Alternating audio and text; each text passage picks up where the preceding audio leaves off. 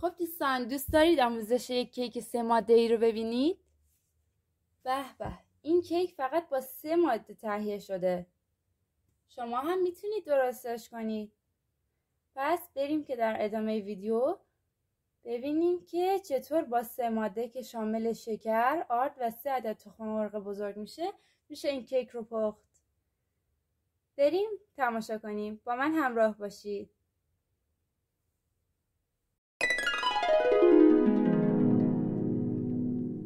سلام، به یک آموزش دیگه از میس فود خوش اومدین. بریم برای آماده کردن کیک اسفنجی 3 ماده‌ای. این 3 ماده شامل شکر، 1/2 پیمانه، آرد 3/4 پیمانه که 3 بار هم الک شده باشه، 3 عدد تخم مرغ بزرگ که 20 دقیقه در دمای محیط مونده باشه.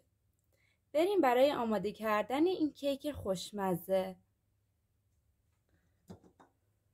تخم مرغا رو برمی‌داریم، در همزن میشکنیم.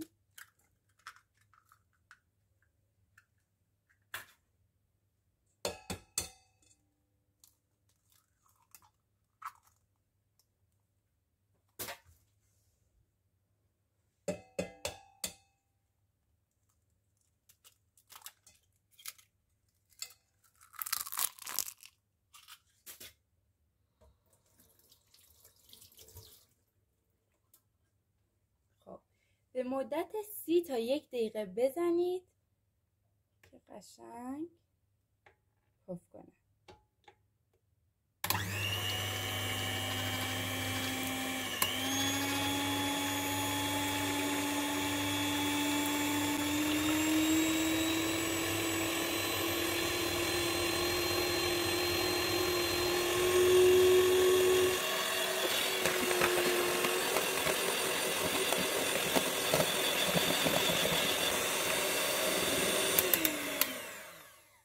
خب کافیه. وقتی که به این غلظت رسید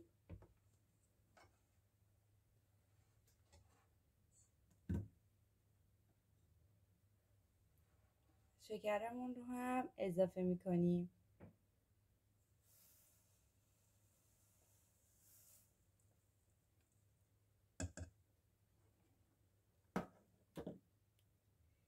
و با دور کند همزن هم میزنیم. این کیک اسفنجی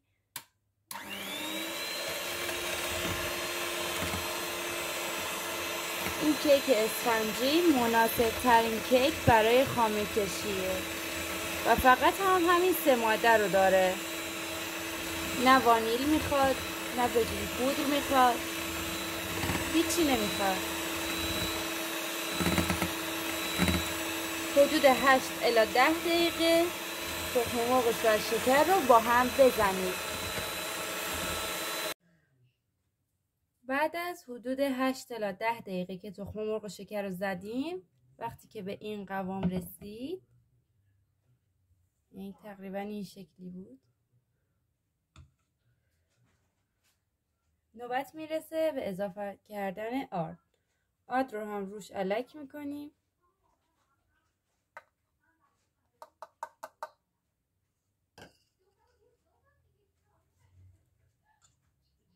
آرد رو الک میکنیم. آرد رو از قبل هم 3 بار الک کنید، خیلی بهتره.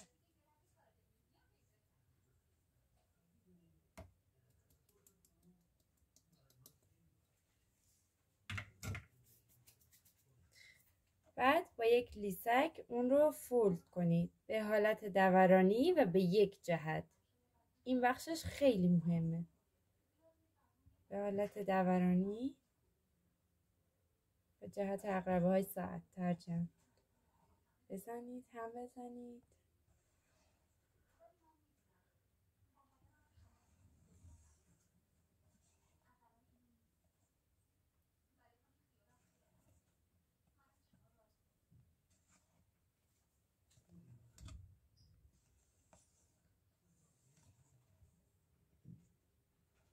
خیلی آروم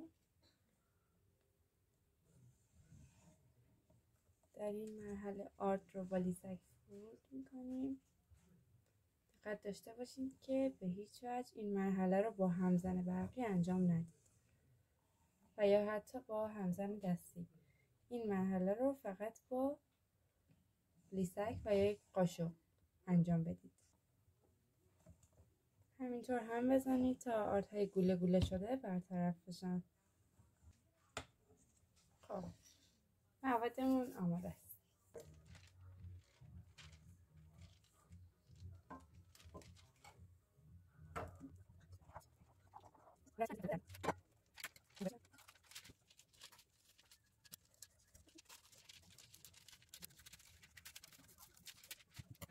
خب من ورقم رو برش دادم، اون رو کف قالب میذارم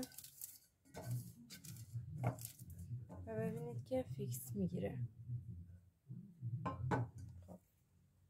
خب داری خیلی کم روغن میزنم اینجا، فقط زیر کاغذ روغنی دقت داشته باشید که روغن نزنید، روش بزنید فقط.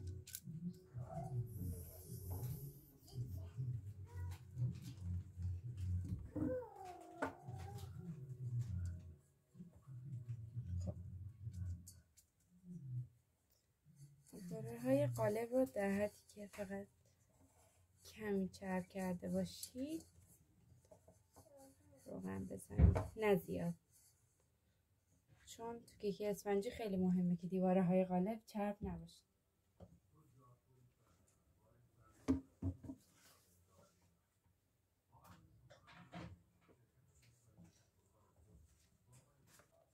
موادمون رو به آرومی وسط قالب میریزیم.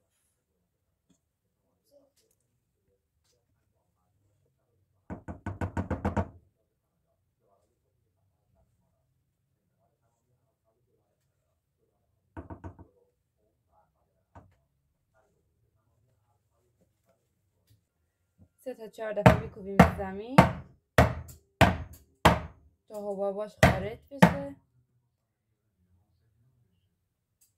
و بریم برای پختنش در فر.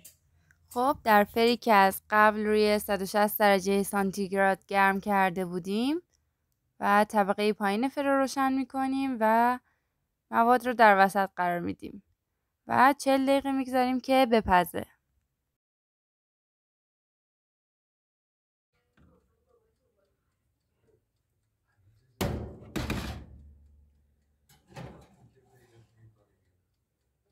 خب در فر رو میبندیم و حواستون باشه که حین پخت اصلا باز نکنید، فقط نزدیکای که میخواین درش بیاریم و 40 دقیقه به پایان رسیده باشه اون موقع فقط میتونید باز کنید، وگرنه از پف کردن کیک خبری نیست.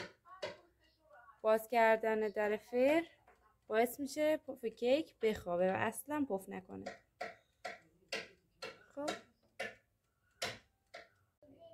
خب کیک ما آماده است.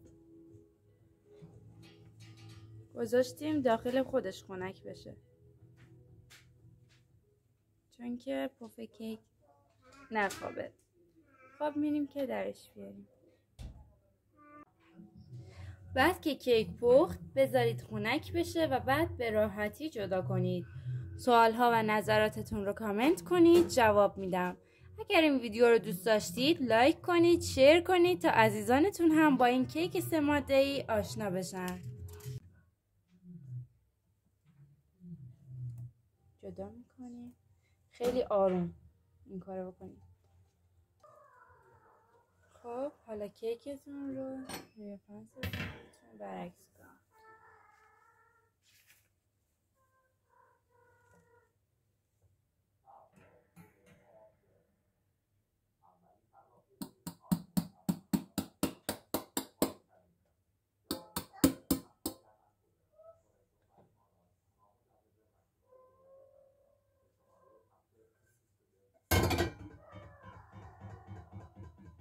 خب آروم کاغذ روغنیش رو جدا کنید. به به چه کیک، چه کیک! واقعا با کیک هایی که همه چی دارن هم نمیشه.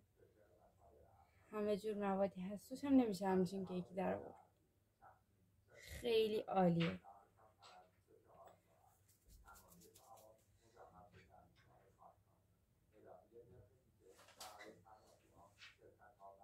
خب برای اینکه برای خامه کشی آماده بشه، خیلی‌ها برای اینکه زود یخ بشن کیک رو میذارن داخل یخچال، ولی این واقعا اشتباهه. پف کیکتون خیلی میخوابه، اصلا نباید این کارو بکنید. پایین و بالای کیک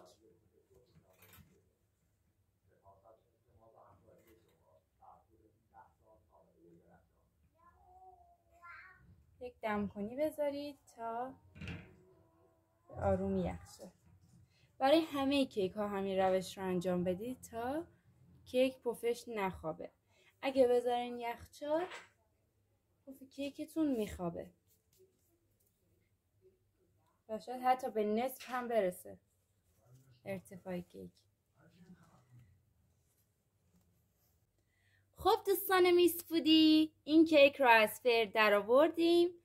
کیکی که فقط 3 ماده داشت. ببینید چه رخی زیبایی داره. اون رو لای 2 تا دمکنی گذاشتیم تا خنک بشه و حالا کیک ما آماده خامه کشی هست. واقعا با 3 تا ماده میارزه همچین کیکی. خب دوستان، در آینده ویدیوهای جالب و کاربردی تری خواهم گذاشت، پس چنل میس فود رو سابسکرایب کنید و زنگوله رو بزنید تا اولین نفر از آموزش های آشپزی میس فود مطلع بشید.